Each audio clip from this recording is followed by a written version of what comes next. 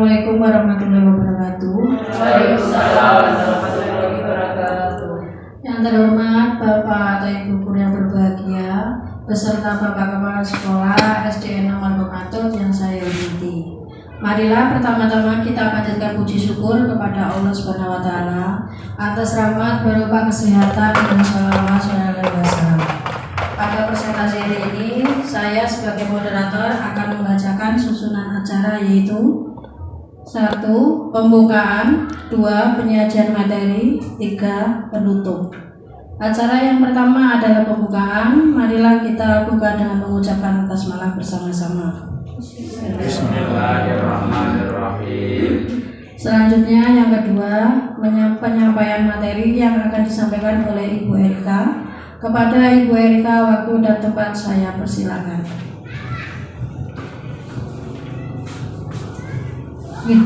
Terima kasih pada Bu Yatini telah mempersilakan saya untuk mempresentasikan.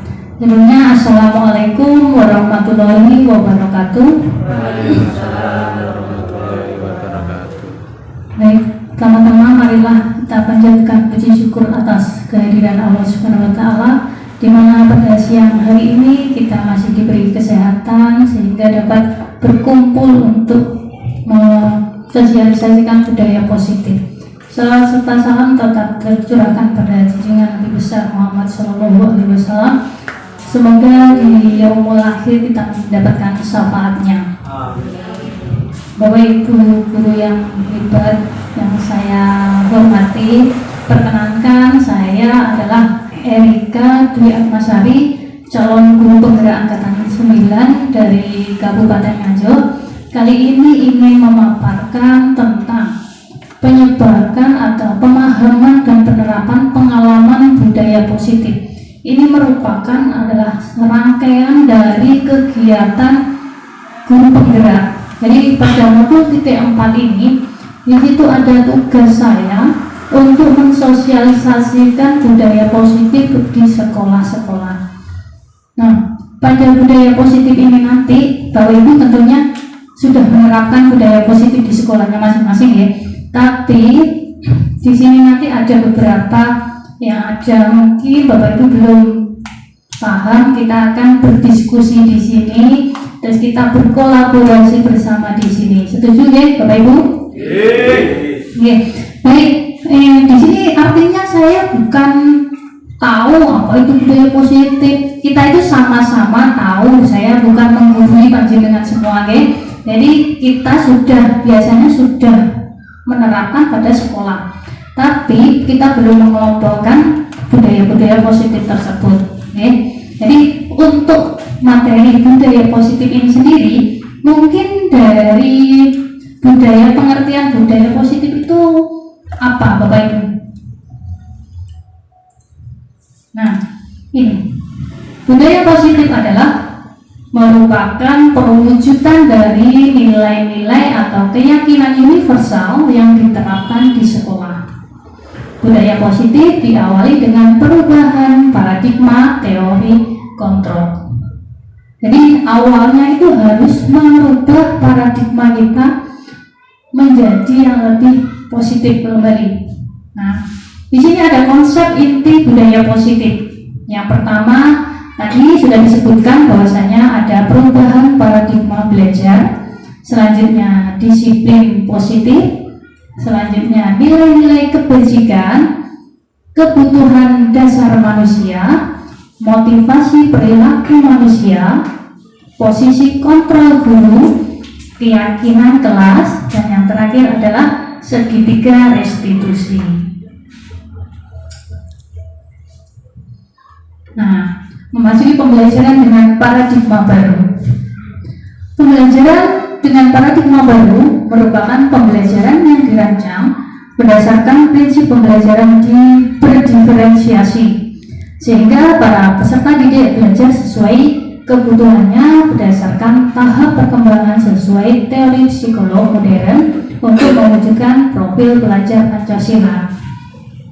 Di sini berdiferensiasi artinya itu selama ini kita hanya memandang anak itu sama saja, sama rata. Padahal berdiferensiasi itu setiap anak itu mempunyai keunikan sendiri-sendiri, mempunyai karakter sendiri. Jadi tidak bisa disamakan antara satu anak dengan anak yang lain. Misalnya A sama B belum tentu mempunyai karakter yang sama. Jadi kita harus sebagai pendidik itu harus mampu menggali setiap anak itu mempunyai keunikan apa di dalam diri anak tersebut. Itu harus didalami dalam tatap muka kita sehari-hari. Tentunya kita akan mengetahui karakteristik setiap anak itu bagaimana. Dengan karakteristik yang berbeda itu kita kalau menemui sebuah permasalahan, tentu juga seperti pemecahan masalahnya juga berbeda. Mungkin setiap anak kalau dikasih tahu dia langsung mengerti, ada misalnya dalam pembelajaran dijelaskan sedikit aja sudah nyantol. Kadang ada anak yang harus ekstra kita beri materi terus menerus baru bisa. Jadi setiap anak intinya tadi berbeda, begitu ya. Di sini saya sebutkan juga mewujudkan profil pelajar Pancasila. Tentunya kita sudah sering sekali ya, apalagi dalam kurikulum Merdeka ini mewujudkan profil pelajar Pancasila. Ada 6 dimensi belajar Pancasila. Tentunya Bapak Ibu sudah tahu, ini sudah umum lah ya. Dan yang pertama yaitu beriman dan bertakwa kepada Tuhan Yang Maha Esa dan berakhlak mulia. Kemudian yang kedua, berkebinekaan global. Yang ketiga, bergotong royong. Yang keempat, kreatif. Yang kelima, bernalar kritis. Dan yang terakhir adalah mandiri. Nah, di sini ada sebuah kegiatan di mana Anda dan teman Anda akan melakukan kegiatan namanya cobalah buka. Ini nanti Bapak Ibu bisa mempraktekkan dengan teman sebangkunya ya. Jadi ada 2. Anda adalah A. Tugas Anda adalah mengepalkan salah satu tangan Anda. Coba saya minta kepalkan tangan salah satu, yang kanan bisa dikepalkan. Ya. Nah, coba Anda membayangkan. Jadi yang mengepalkan itu membayangkan, berimajinasi bayangkan bahwa Anda menyimpan sesuatu yang sangat berharga dalam hidup Anda, dan itu tidak boleh terlepas apapun itu. Pokoknya jenengan itu beranggapan itu sangat berharga pada diri jenengan. Nah, di situ Anda perlu menjaga benda tersebut sekuat tenaga Anda, karena begitu pentingnya untuk hidup Anda. Nah, sedangkan tugas teman rekan B adalah mencoba dengan segala cara untuk membuka kepalan tangan Anda. Teman B boleh membujuknya, boleh menghardiknya, boleh mengintimidasinya, boleh memarahi, menggoda, menggelitik, bahkan sampai menawari uang agar Anda bersedia membuka kepalan tangan Anda. Jadi tujuan dari teman Anda itu apapun harus apa yang dilakukan harus tujuannya biar tangannya itu membuka. Nah, di sini ada pertanyaan. Apakah Anda atau B membuka kepala Anda? Mengapa kira-kira kalau kok sudah dibujuk, sudah dia kok membuka ya? Itu kenapa? Terus mungkin apa alasan Anda atau B membuka kepala tangan Anda? Bisa dibayangkan Bapak Ibu? Bisa, ya. Dan yang kedua, apakah Anda atau B menutup, jadi tetap menutup apapun yang teman Anda lakukan dengan berbagai cara membuka tangan itu, dengan tetap menutup tangan tersebut? Nah, itu kenapa? Dan apa alasannya untuk tetap menutup kepala tangan Anda? Mungkin dari Bapak Ibu ada yang ingin menyampaikan kenapa kok tetap menutup atau membukanya? Ada yang mau pendapatnya, mengemukakan pendapatnya? Bapak Ibu, Pak Rudi? Oh enggak? Oh Nek, lihat ini dulu. Terima kasih Kak. tadi saya membayangkan sesuatu untuk mengepalkan tangan saya kanan. Saya bayangkan dari dalam, semakin dalam dan semakin dalam. Bukan tujuan dari seorang apapun tidak bisa membuka tangan saya. Karena apa? Saya mempertahankan hati saya, kasih saya kepada keluarga. Karena menurut saya keluarga saya adalah harta yang paling berharga. Sehingga tangan saya akan tetap tertutup bagi orang lain. Terima kasih. Biasa Pak Yudi. Terima kasih atas Pak Yudi atas pendapatnya. Tadi Pak Yudi memilih untuk tetap menutup. Jadi apapun godaannya, katakan begitu Pak ya. Apapun godaannya di luar, hatinya tetap buat keluarga. Oke, memasuki yang pertanyaan ketiga. Dalam kegiatan ini, sesungguhnya siapa yang memegang kontrol untuk membuka atau menutup kepalan tangan itu? Diri sendiri, betul. Kita lanjut ke jawabannya. Jadi untuk pertanyaan yang 1 dan nomor 2 itu adalah pertanyaannya bisa bervariasi ya. Ada yang bisa membuka, ada yang bisa menutup. Itu tergantung. Okay. Untuk yang pertanyaan ketiga, siapa yang sesungguhnya memegang kontrol yang menutup kepala tangan atau berusaha dengan segala cara untuk membuka kepala tangan rekannya? Jawabannya tentu diri kita sendiri yang memegang kontrol atas kepala tangan kita, apakah kita membuka atau menutup. Itu tergantung pada diri kita masing-masing sesuai dengan kebutuhan dasar pada saat itu. Nah, di sini ada nilai-nilai kebajikan. Nilai-nilai yang disepakati bersama lepas dari suku, agama, bahasa maupun latar belakang. Contoh nilai kebajikan institusi atau organisasi yaitu sesuai dengan profil pelajar Pancasila yang terdapat 6 dimensi begitu ya, mulai dari beriman dan bertakwa kepada Tuhan Yang Maha Esa dan berakhlak mulia, berkebinekaan global, gotong royong, mandiri, kreatif dan bernalar kritis. Kemudian menurut Primary Years Program atau PYP, nilai yang diusung adalah toleransi, rasa hormat, integritas, mandiri, menghargai, antusias, empati, keingintahuan, kreativitas, kerjasama, percaya diri dan komitmen.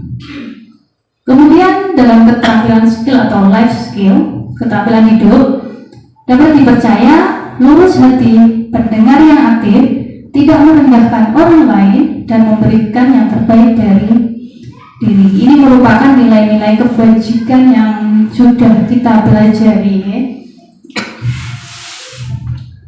Nah, memasuki tentang disiplin positif. Kira-kira kalau kita mendengar kata disiplin itu apa ya Bapak Ibu? Identik dengan apa? Taat, tertib, peraturan. Kalau nggak sesuai aturan kena sanksi. Kalau nggak sanksi ya hukuman, begitu ya. Nah, kadang kita itu mendengar kata disiplin itu seolah-olah kita akan mendapatkan hukuman gitu ya. Nah, dalam budaya kita, maka kata disiplin dimaknai menjadi suatu yang kita lakukan pada orang lain untuk mendapatkan kepatuhan. Cenderung menghubungkan kata disiplin dengan ketidaknyamanan, yaitu tadi tidak nyaman karena kena hukuman nantinya, tidak nyaman karena dimarahi atau mungkin kena sanksi gitu ya. Sebagai pendidik, tujuan kita adalah menciptakan anak-anak untuk memiliki disiplin diri. Sudah jelas itu ya. Nah, sehingga mereka bisa berperilaku dengan mengacu pada nilai-nilai kebajikan universal dan memiliki motivasi intrinsik, bukan ekstrinsik. Intrinsik ya Bapak Ibu, di sini ada kata kuncinya yaitu intrinsik. Berarti apa artinya intrinsik itu? bahwasanya kesadaran itu dari dalam diri, bukan ekstrinsik atau dari luar. Kalau itu sudah dari diri itu akan mengalir aja ya. Tapi kalau dari luar itu kayaknya berat gitu, ya kita tidak nyaman ya. Disiplin positif merupakan salah satu cara penerapan disiplin yang menumbuhkan kesadaran serta memberdayakan anak untuk melakukan sesuatu tanpa dorongan, ancaman maupun hukuman. Harapan kita seperti itu ya Bapak Ibu. Kalau ada anak disiplin, itu yang diharapkan anak itu tumbuh dari dalam hatinya, bukan dari rasa takutnya, dan bukan dari nanti dimarahin bu guru, nanti kena hukuman, bukan seperti itu. Itu yang diharapkan seperti itu. Nah, selain budaya disiplin positif, kita juga ada kebutuhan dasar manusia. Kita itu mempunyai kebutuhan, semuanya mempunyai kebutuhan. Yaitu yang pertama itu bertahan hidup, yang kedua kasih sayang dan rasa diterima, yang ketiga penguasaan, yang keempat kebebasan, yang kelima adalah kesenangan. Itu merupakan kebutuhan dasar manusia. Ini kebutuhan dasar manusia itu adalah segala sesuatu yang kita lakukan untuk mendapatkan apa yang kita inginkan. Seluruh tindakan kita yang kita lakukan memiliki tujuan tertentu, dan semua usaha terbaik yang kita lakukan adalah dalam rangka agar kebutuhan dasar kita terpenuhi dengan baik. Kita kalau mau melakukan apapun, kadang itu anak sampai melanggar, itu berarti ada kebutuhan yang tidak terpenuhi, entah itu satu kebutuhan, entah dua kebutuhan ya. Jadi kita mempelajari dulu kebutuhan dasar manusia. Selanjutnya yaitu ini, yang dikategorikan kebutuhan bertahan hidup, yaitu tentang makanan, pakaian, tempat tinggal, keamanan, dan kesehatan. Kita itu perlu makan apa enggak? Perlu ya. Butuh tempat tinggal, keamanan juga, kesehatan juga penting. Yang kedua yaitu rasa kasih sayang dan rasa diterima. Itu adalah rasa diterima, diperdulikan, berbagi, kerjasama, menjadi bagian dalam kelompok. Ini kalau dikategorikan kasih sayang dan rasa diterima itu ibaratnya begini loh Ibu. Misalnya dalam sekolah ya, ada murid dalam satu kelompok, kadang kita itu menemukan dalam satu kelompok, misalnya satu kelas, belum tentu satu kelas itu menjadi satu kelompok. Ada kelompoknya sama gitu ya, kelompoknya A atau kelompoknya B. Nah, kelompok A itu kadang mau ikut nimbrung gitu sama A-nya, dikucilkan gitu loh, tidak diterima, nggak diajak ngomong, nggak diajak bicara, diajak bermain istilahnya. Akhirnya tadi kan keluar dari kelompok itu mencari kelompok yang mau menerima anak tersebut. Begitu, mungkin di sekolah Bapak Ibu juga begitu ya, di kelas-kelasnya. Jadi rasa diterimanya kurang, gitu ya. Terus selanjutnya yaitu penguasaan. Nilainya adalah harga diri, keinginan untuk dianggap, memimpin, berprestasi, diakui, dan didengar. Yang keempat yaitu kebebasan, mandiri, memiliki pilihan, mencoba hal baru, mampu mengendalikan arah dirinya. Yang kelima adalah kesenangan atau bermain, humor, antusias, tertawa, gembira, senang lah intinya di sini ya. Itu mencari sebuah kebutuhan yaitu kesenangan. Ini adalah motivasi perilaku manusia. Jadi motivasi merupakan dorongan yang timbul pada diri seseorang secara sadar dan tidak sadar.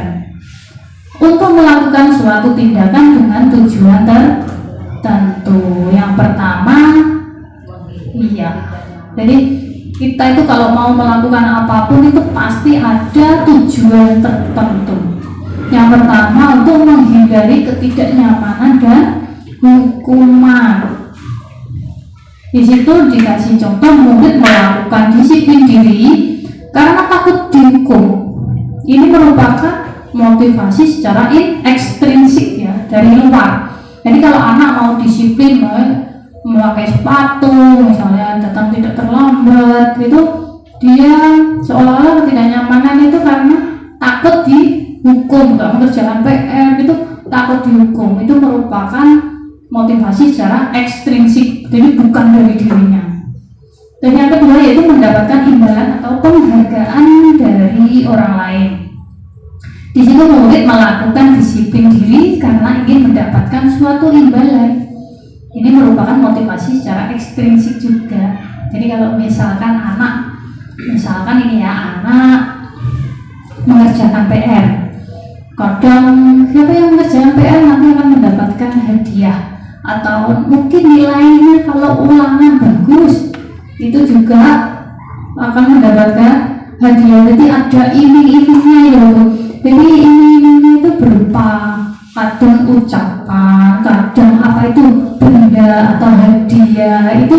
Itu merupakan motivasi secara ekstrinsik ya. Nah, kemudian yaitu penghargaan nilai-nilai kebajikan diri sendiri. Di sini murid melakukan disiplin diri karena sadar dia benar-benar sadar akan nilai-nilai kebajikan dirinya. Ini merupakan motivasi secara intrinsik. Nah, harapannya semua Bapak Ibu guru mampu melakukan motivasinya secara ekstrinsik, bagaimana menanamkan kepada anak-anak itu untuk menerapkan disiplin positif secara intrinsik, biar dia sadar, begitu ya. Kalau sudah sadar itu akan mengalir, anaknya itu tahu posisi dirinya.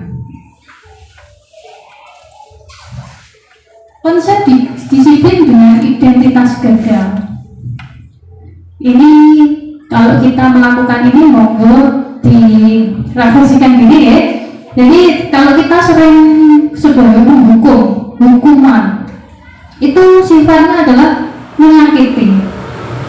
Terus tidak nyaman, murid merasa takut, memaksa, murid menyembunyikan kesalahan, murid menjadi rendah diri. Tentu hukuman itu sifatnya satu arah ya.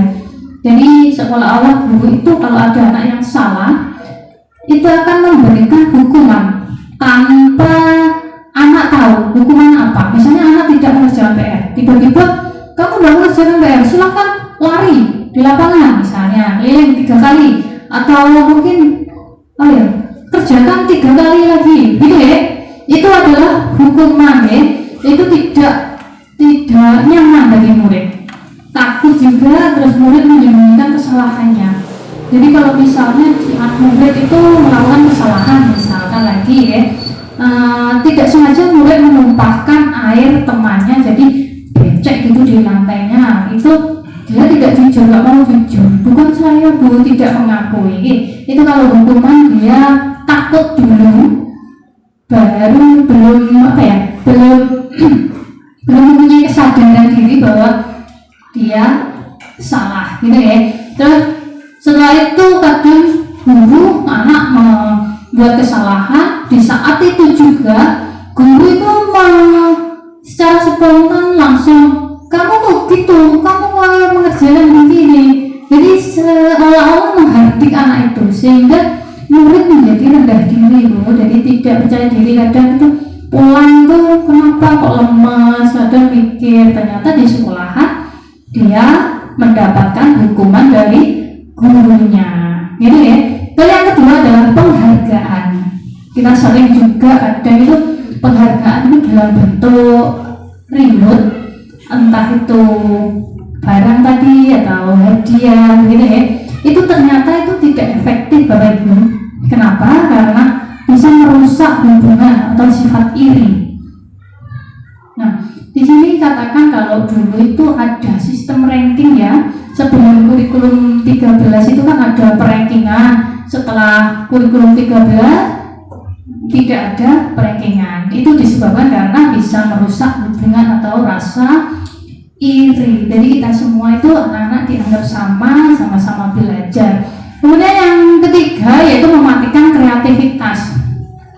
Anak mandek gitu aku oleh penghargaan, aku nggak mau lebih dari itu misalnya. Jadi sebatas itu gitu loh. Jadi anak-anak itu tidak mau bereksplor lebih lagi. Jadi sudah cukup begitu aja, sudah mendapatkan penghargaan, hadiah gitu. Dan yang keempat yaitu menghukum dengan sistem ranking. Tadi ya disambung dengan yang sifat iri tadi. Itu yang selanjutnya itu merampas hak menghargai dirinya. Ini adalah konsep disiplin dengan identitas sukses. Tadi yang gagal dengan hukuman, dan apa tadi? Sekarang identitas yang sukses, yaitu dengan konsekuensi dan restitusi. Kalau konsekuensi itu sifatnya gini Bu, kalau kita ke anak-anak kita membuat aturan, misalnya kalau kamu tidak mengerjakan PR nanti konsekuensinya apa, jadi sudah disepakati apa hukumannya, dan itu semua warga kelas termasuk guru dan murid itu sudah tahu konsekuensinya apa. Kalau nggak mengerjakan PR nanti konsekuensinya begini, kalau nanti datang terlambat konsekuensinya begini. Jadi sudah tersusun gitu ya. Jadi hukumannya itu sudah disepakati. Jadi anak-anak sudah tahu. Tapi itu juga perlu monitoring berkelanjutan. Kadang itu kalau konsekuensi itu ada kurun waktunya. Misalnya kalau 3 kali tidak mengerjakan PR, nanti baru mendapatkan hukuman sesuai kesepakatan di kelas. Semua itu adalah stimulus dan mendapatkan respon. Murid menghormati peraturan. Yang terakhir, kehilangan waktu untuk merenungi kesalahannya. Jadi salahku apa ya? Kadang itu jadi nggak terfokus ke situ. Kemudian yang ini adalah yang terakhir yang dianggap sukses, yaitu dengan cara restitusi. Restitusi ini murid menjadi bertanggung jawab atas perilakunya, fokus pada pemecahan masalah jangka panjang, murid menghormati diri dan orang lain, teori kontrol dirinya memegang kontrol. Murid bersemangat memperbaiki kesalahannya. Itu nanti yang diharapkan Bapak Ibu mampu menerapkan konsep disiplin ini dengan cara restitusi.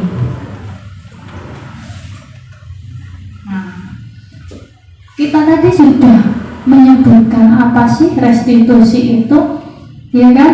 Mungkin pengertian dari restitusi itu sendiri adalah proses menciptakan kondisi bagi murid untuk memperbaiki kesalahan mereka sehingga mereka bisa kembali pada kelompok mereka dengan karakter yang lebih kuat. Itu dikemukakan oleh Gosen tahun 2004. Nah, ciri-ciri restitusi itu sendiri yaitu bukan menebus kesalahan, melainkan belajar dari kesalahan. Jadi anak-anak nanti ada istilahnya apa? Pengalaman adalah guru yang terbaik. Experience is the best teacher. Yes? Ya. Yang kedua yaitu memperbaiki hubungan. Yang ketiga, tawarkan, bukan paksaan. Jadi anak nanti ditawarkan, kita tidak boleh memaksa kehendak anak. Yang keempat, menuntut untuk melihat ke dalam diri, untuk mengoreksi diri, refleksikan dirinya, apakah tindakannya sudah benar atau justru salah. Kita tugasnya menuntun ke arah yang benar. Yang selanjutnya itu mencari kebutuhan dasar yang mendasari tindakan. Tadi sudah disinggung ada 5 kebutuhan dasar manusia. Jadi setiap apapun yang kita lakukan itu mempunyai alasan untuk mendasari sebuah tindakan, entah itu dia butuh kesenangan, entah itu dia butuh kasih sayang, selanjutnya itu fokus pada karakter bukan tindakan. Karakternya menjadikan anak yang lebih bertanggung jawab, jujur, percaya diri, itu harapannya ke depan. Yang terakhir menguatkan dengan fokus pada solusi. Jadi kita guru jangan nyalahin tapi tidak mempunyai solusi. Kita harus jadi selain mengarahkan, kita juga memberikan solusi terhadap masalah yang dihadapi murid kita. Di sini ada contoh kasus misalnya, siswa sering tidak mengerjakan tugas atau PR. Kalau dalam hukuman, itu guru menghukum siswa tersebut, misalnya hormat bendera 10 menit, atau guru marah dan murid menjadi takut. Itu merupakan sebuah hukuman. Kalau konsekuensi tadi adalah dihukum tapi sesuai dengan kesepakatan. Jadi guru memberikan konsekuensi untuk mengerjakan PR-nya saat istirahat atau dikerjakan sebanyak 3 kali lipat. Berarti hukumannya ini sudah disepakati dalam satu kelas.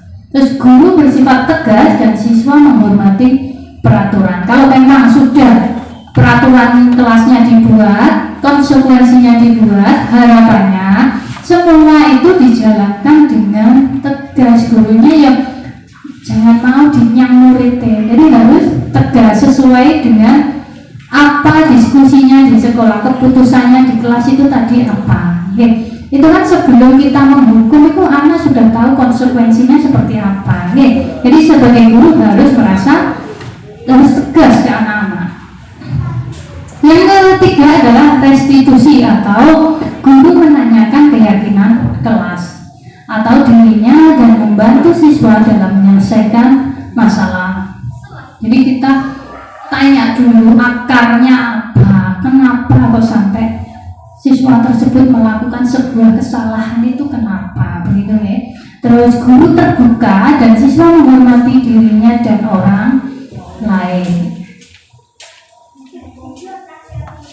Nah, ini masuk ke speaking Ibu, mungkin dengan ngantuk gitu ya.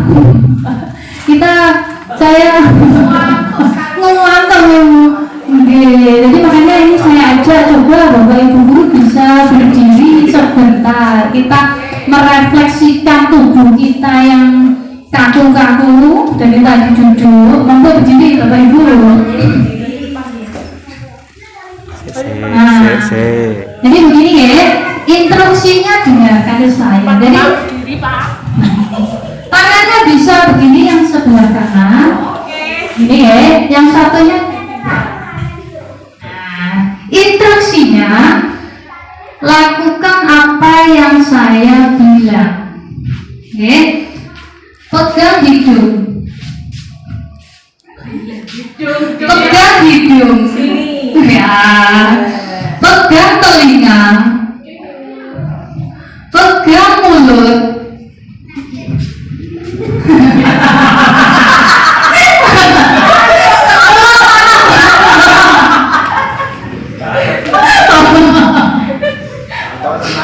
Intinya adalah ikuti apa yang saya katakan, begitu ya? Bukan apa yang saya tunjuk atau saya pegang, ya? Ini melatih sebuah konsentrasi bahwa apakah tadi ngantuk atau sempat kemana gitu ya? Masa mata tunjuk, masa mulut tunjuknya mata begini. Fokus nanti kurang konsentrasi juga Pak ya. Sekarang Bapak Ibu boleh menurunkan tangannya, kita tepuk aja. Jadi nanti kalau saya bilang tepuk 1 berarti jenengan tepuknya juga 1. Kalau 2 juga 2, 3 juga begitu terusnya ya. Oke. Tepuk 1, tepuk 2, tepuk Untuk 3, 2, 1. Oke, berarti konsentrasi juga. Monggo Bapak Ibu silakan duduk kembali.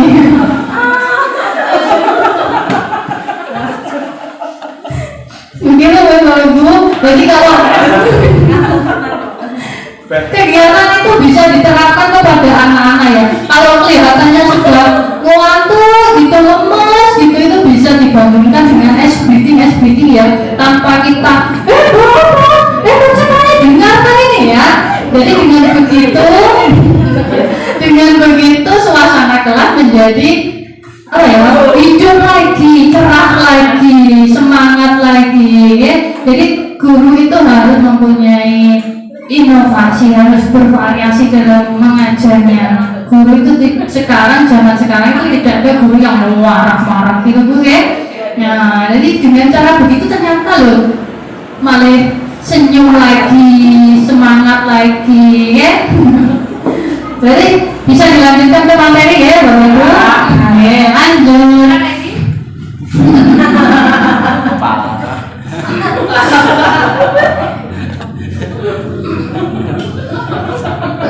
Posisi kontrol.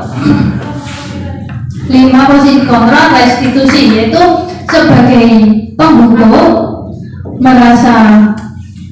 merasa bersalah, yang ketiga sebagai teman, dan yang keempat sebagai pemantau, yang kelima sebagai manajer. Di sini sebagai penghukum Bapak Ibu. Seorang penghukum bisa menggunakan hukuman fisik atau verbal. Bisa fisik, mungkin memukul, mencubit.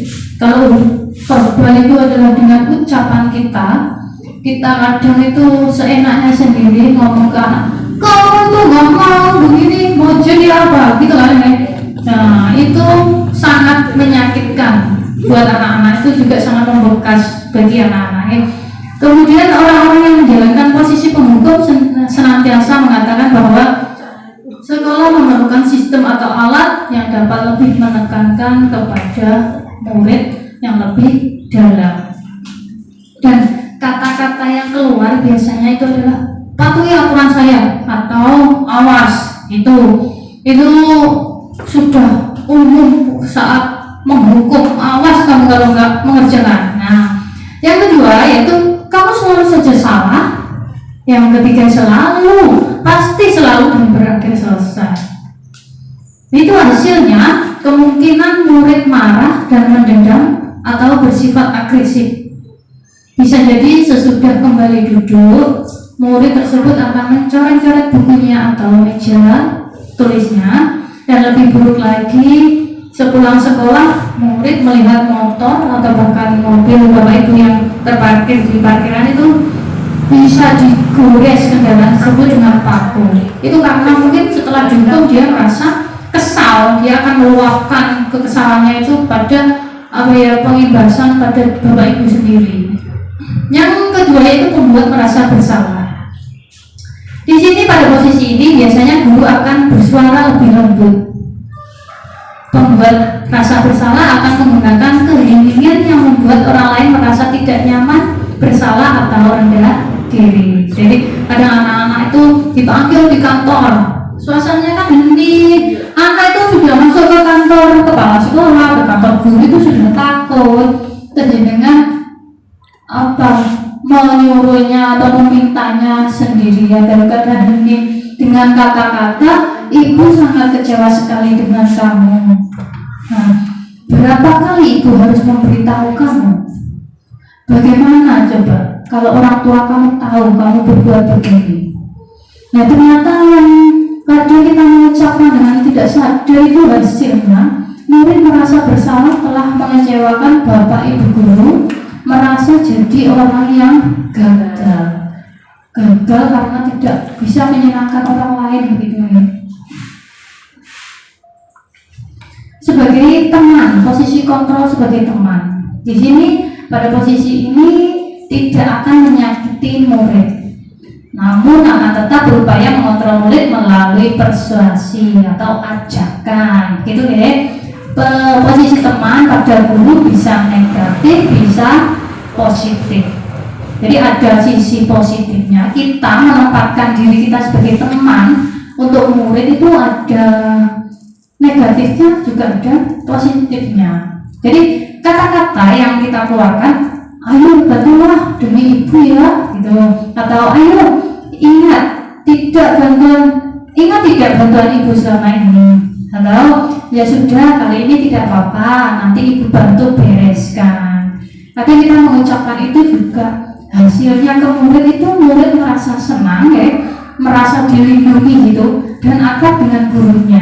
Itu adalah dampak positifnya. Jadi anak itu bersalah tapi tidak merasa bersalah karena dilindungi oleh gurunya. Dan dampak negatifnya murid tergantung pada gurunya. Ya. Jadi murid itu habis dibantu gurunya, nanti dibantu gurunya aja membereskan gitu. Jadi anak itu tergantung gitu. Yang keempat adalah posisi pemantau. Memantau berarti mengawasi. Saat kita melakukan pengawasan, kita bertanggung jawab atas perilaku orang-orang yang kita awasi. Contohnya, peraturannya apa? Apa yang telah kamu lakukan? Sanksi atau konsekuensinya apa? Nah, di situ mulai hasil, murid memahami konsekuensi yang harus dijalankan karena telah melanggar salah satu peraturan di sekolah. Guru tidak menunjukkan emosi berlebihan. Jadi tadi kembali lagi ke pemantau adalah konsekuensinya. Oke? Konsekuensinya apa sehingga kita bisa berpikir lagi. Yang kelima yaitu manajer. Posisi manajer adalah posisi di mana guru berbuat sesuatu bersama murid untuk dengan murid dan mempersilahkan murid mempertanggungjawabkan perilakunya, mendukung murid agar dapat menemukan solusi atas permasalahannya sendiri. Posisi manajer, suara guru sebaiknya tulus, tidak marah, tidak perlu meninggikan suara, apalagi menunjuk-nunjuk jari ke murid, berkaca pinggang dan bersikap seolah-olah menyesal. Kata-katanya, apa yang kita yakini, apakah kamu meyakininya? Jika kamu meyakininya, apakah kamu bersedia memperbaiki? Ini harapannya Bapak Ibu Guru juga menerapkan model kontrol seperti manajer. Ini dari kelima posisi kontrol, posisi manajer lah yang paling bagus. Jadi tidak menghakimi murid. Ini contoh penerapan 5 posisi kontrol. Kasusnya siswa tidak memakai atribut lengkap saat upacara bendera. Ini kasus yang mungkin sering kita jumpai ya. Jadi kalau kita memposisikan sebagai penghukum, pelaku aturan sekolah lalu berdiri di depan barisan, kemudian membuat merasa bersalah. Berapa kali guru harus memberitahu kamu? Bu guru kecewa sama kamu. Menjadi teman, ayolah yang tertib, buat ibu guru bangga kali ini, tidak ada apa-apa, kamu salah. Sebagai pemantau, kamu sudah melanggar aturan. Apa peraturan dan konsekuensinya? Yang manajer, apakah kamu tahu kesalahanmu? Kira-kira bagaimana kamu akan menyelesaikan kesalahanmu ini? Jadi dalam posisi manajer ini, itu kita mengembalikan kepada siswa untuk menemukan solusi apa yang dia kok sampai melakukan kesalahan tersebut. Ini adalah keyakinan kelas. Mengapa keyakinan kelas? Kok mengapa tidak peraturan kelas? Di sini ada sebuah ilustrasi nih. Yang pertama, mengapa kita memiliki peraturan tentang penggunaan helm pada saat mengendarai kendaraan roda 2 atau motor? Ya, kenapa kok kita memakai helm, Bapak Ibu? Untuk apa kira-kira? Keselamatan, keamanan. Siapa lagi? Mungkin takut ditilang, ya kan? Nah, itu merupakan masih ekstrinsik ya. Jadi kalau sudah kita merasa sebuah kebutuhan dengan keamanan itu berarti sudah tumbuh kesadaran pada dirinya. Kemudian kasus yang kedua yaitu mengapa kita memiliki peraturan tentang penggunaan masker dan cuci tangan setiap saat waktu pandemi COVID kemarin. Mengapa kita harus memakai masker? Untuk kesehatan dari kuman. Untuk terhindar dari kuman, terhindar dari virus, begitu Bu ya. Jadi kan tumbuh kesadaran kita untuk memakai masker itu bukan aturan dari pemerintah, bukan ya? Bukan ya, jadi tumbuhnya itu dari diri bahwa kita itu ingin hidup sehat. Beda lagi kalau aturannya takut dengan pemerintah, aturan pemerintah. Kemarin soalnya ada teman itu nggak pakai masker, terus saya memakai masker loh. Waktu mulai pakai masker karena apa? Takut ditilang polisi, terus itu loh Bu, suruh menyanyikan lagu Indonesia Raya itu. Itu ada teman saya. Iya, jadi itu merupakan bukan apa ya keyakinan dari dalam, melainkan dari eksternal atau luar. Kalau dari diri mungkin sudah tahu, oh itu demi kesehatan kita, gitu, oke? Jadi, nah kemudian ini saya kemarin juga berusaha membuat keyakinan kelas di kelas saya, jadi guru bersama murid membuat keyakinan kelas. Adapun tahapannya berdiskusi dengan peraturan kelas. Kita kira-kira ditawarkan ke anak-anak diskusinya peraturan apa yang baik untuk kelas kita. Jadi anak-anak saya beri kesempatan untuk menumbuhkan peraturan di keyakinan. Kita buat rancang kata-katanya apa, terus menempelkan di keyakinan kelas di dinding. Setelah itu tugas kita sebagai guru itu menselektif. Jadi ada kata-kata yang intinya itu tentang mungkin kedisiplinan, mungkin tentang hidup bersih, gitu ya. Jadi tugas kita sebagai guru mengontrol apa yang ditulis anak-anak tentang keyakinan kelas, kemudian disepakati bersama, dilakukan bersama juga, dengan penuh tanggung jawab tentunya. Ini kemarin saya membuat keyakinan kelas di kelas 5, yaitu keyakinan kelas 5 yang pertama hadir tepat waktu, yang kedua belajar dengan semangat, yang ketiga berbicara dengan sopan, yang keempat aktif dalam proses pembelajaran, yang kelima saling membantu sesama teman, dan yang keenam menjaga kebersihan kelas. Harapannya kalau keyakinan kelas itu jangan banyak-banyak Bapak Ibu, jadi cukup beberapa pada poin intinya dan mudah diingat oleh anak-anak.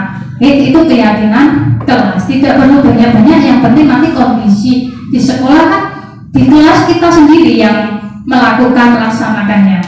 Jadi tidak perlu banyak, tapi sudah masuk ke semua komponen-komponen kedisiplinan. Bagaimana pembentukan keyakinan kelas? Keyakinan kelas itu lebih abstrak dari peraturan, terus berupaya pernyataan universal dan dibuat dalam bentuk positif sedikit saja agar mudah diingat, sesuai dengan kondisi kelas dan sekolah agar mudah diterapkan, dan yang terakhir adalah semua warga kelas atau sekolah dilibatkan saat membuat keyakinan kelas. Jadi jangan moro-moro ibu membuat peraturan sendiri terus anak-anak suruh melaksanakan. Jadi peraturan keyakinan kelas itu dibuat bersama-sama sesuai kondisi kelas tersebut. Nah, yang ketiga yaitu segitiga restitusi. Di sini tahapan-tahapan segitiga restitusi yang pertama yaitu menstabilkan identitas. Artinya bertujuan untuk mengubah identitas anak dari orang yang gagal karena melakukan kesalahan menjadi orang yang sukses. Jadi di situ posisi kita harus, anak sudah bersalah jangan menyalah-nyalakan. Tugas kita itu adalah menggali tujuan anak itu seperti apa melakukan kesalahan. Berbuat salah itu tidak apa-apa. Tidak ada manusia yang sempurna. Saya juga pernah melakukan kesalahan seperti itu. Kita bisa menyelesaikan ini. Bapak Ibu tidak tertarik mencari siapa yang salah, tetapi Bapak Ibu ingin mencari solusi dari permasalahan ini. Dari kelima tahapan itu Kalau kita menjalankan berarti kita sudah melaksanakan menstabilkan identitas, membuat yang bersalah kita menjadi orang yang sukses, dari gagal menjadi orang yang sukses. Yang kedua yaitu langkah selanjutnya yaitu memvalidasi tindakan yang salah. Validasi tindakan yang salah bertujuan untuk memenuhi kebutuhan dasar. Yang pertama, padahal kamu bisa melakukan apa yang lebih buruk dari ini ya. Nah, yang kedua, kamu pasti punya alasan mengapa melakukan hal itu. Yang ketiga, kamu patut bangga pada dirimu sendiri karena kamu telah melindungi sesuatu yang penting buatmu. Seperti tadi, ilustrasi di awal tadi, kamu menggenggam tangan berarti itu mengilustrasikan bahwa kita itu telah bangga apa yang penting buat kita. Yang kelima, yang keempat, kamu boleh mempertahankan sikap itu, tapi kamu harus menambah sikap yang baru. Setelah kita menyelesaikan masalah ke anak, kita harus memberikan penguatan agar anak itu tidak mengulangi lagi, bahkan bisa menjadi yang lebih positif gitu ya. Selanjutnya itu menanyakan keyakinan. Teori kontrol menyatakan bahwa kita pada dasarnya termotivasi secara internal. Nah, apa yang kita percaya sebagai kelas atau keluarga? Apakah nilai-nilai umum yang kita telah sepakati? Kita menawarkan lagi kesepakatan kelasnya. Terus apa bayangan tentang kelas yang ideal? Kamu mau jadi orang yang seperti apa? Itu merupakan tahapan menanyakan keyakinan ke anak. Nah, masuk ke refleksi Bapak Ibu. Di sini ada sebuah kasus. Mungkin dari Ibu bisa membacakan, Bu Ella, monggo dibacakan Bu Ella.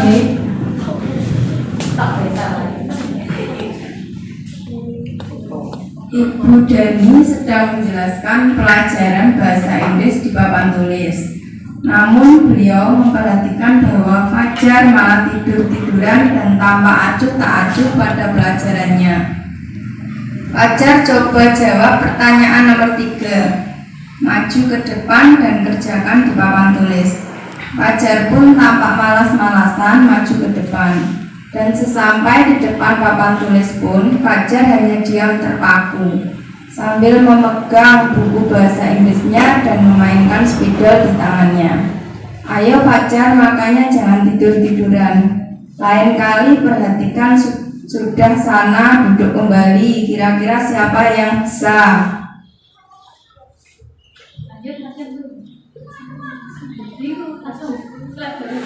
Fajar pun kembali duduk di bangkunya. Hal seperti ini sudah seringkali terjadi pada Fajar.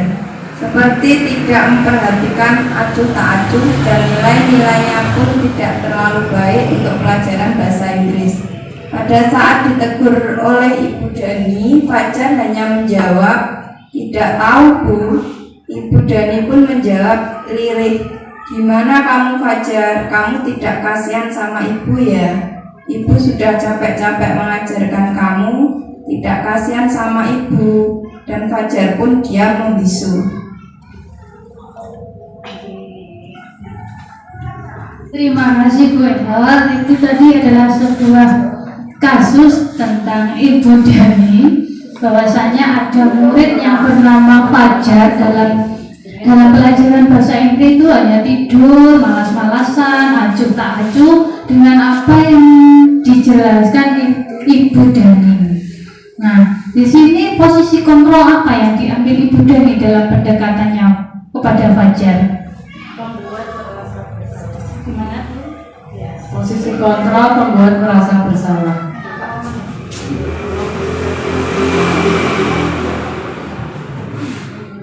Dari kata-katanya Ibu Dani itu, gimana kamu Fajar? Kamu tidak kasihan sama ibu ya?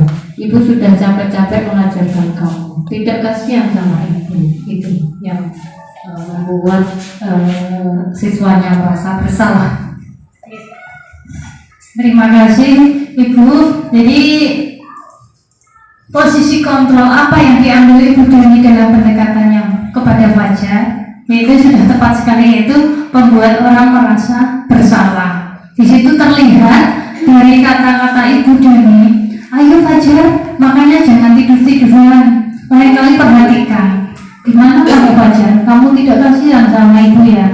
Kalau sudah capek-capek mengajar, ibu sudah capek-capek mengajarkan kamu, tidak kasihan sama ibu. Jadi itu memposisikan, yaitu membuat orang merasa bersalah.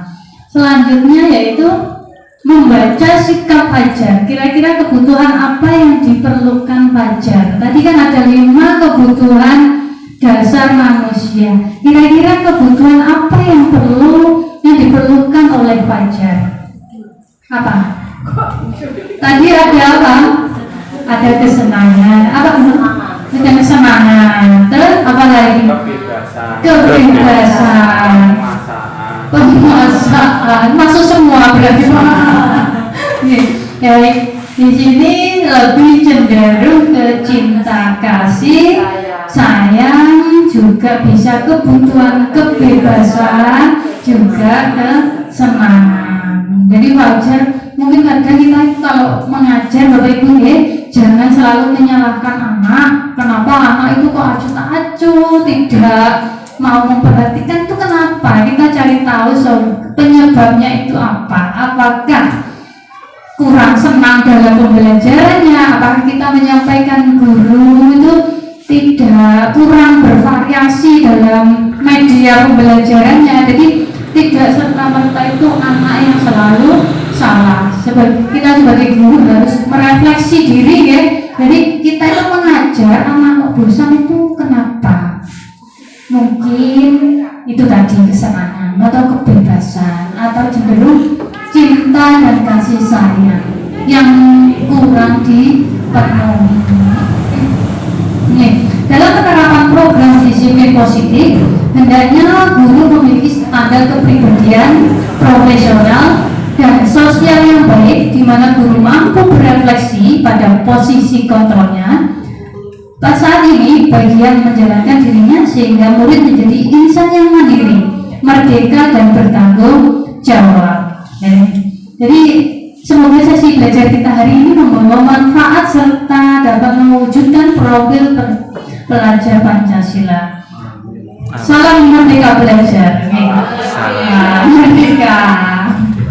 Terima kasih. Jadi sudah selesai Bapak Ibu saya mensosialisasikan budaya positif. Mudah-mudahan setelah kegiatan ini Bapak Ibu guru mendapatkan ilmu baru tentang keyakinan kelas, tentang apa yang kita terapkan ke anak-anak supaya dalam kelas itu tetap tercapai menjadi kelas yang menyenangkan, kelas yang tetap hidup ya.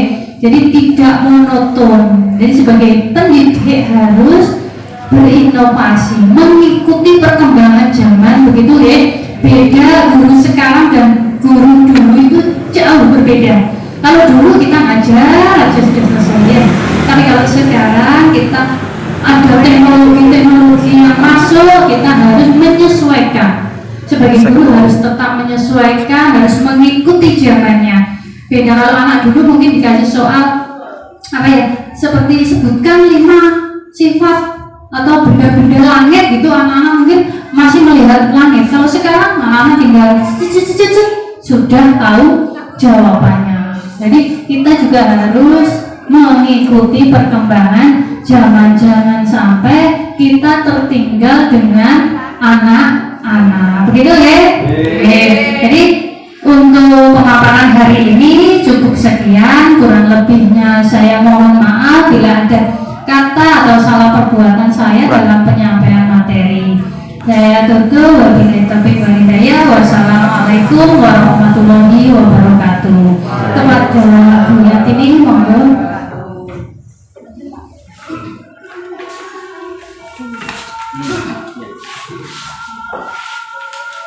Demikian tadi penyajian materi yang disampaikan oleh Ibu Eka. Dengan apa yang disampaikan tadi, semua bisa bermanfaat dan bisa diterapkan kepada anak-anak didik kita. Selanjutnya, mari kita mengucapkan hamdalah atas kelancaran prestasi hari ini.